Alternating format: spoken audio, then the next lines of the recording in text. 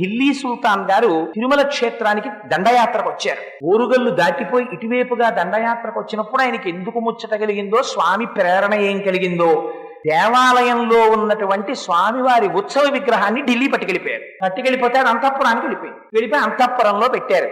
ఢిల్లీ సుల్తాన్ గారి కూతురు ఆ విగ్రహాన్ని చూసి ఆ తల్లికి ఏం కనపడిందో అందులో, అబ్బాయి ఎంత అందంగా ఉన్నాడో, స్వామిని రోజు మహమ్మదీయ కుటుంబంలో జన్మించిన జన్మ కారణం కాదండి.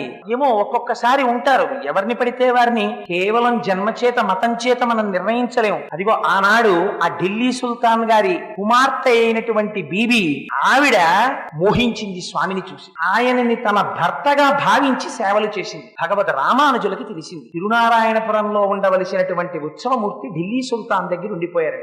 ఢిల్లీ వెళ్లి ఆయన సుల్తాన్ గారిని మెప్పించి ఆ ఉత్సవమూర్తిని తీసుకొచ్చేశారు. ఆ స్వామిని విడిచిపెట్టి ఉండలేకపోయింది ఆయన.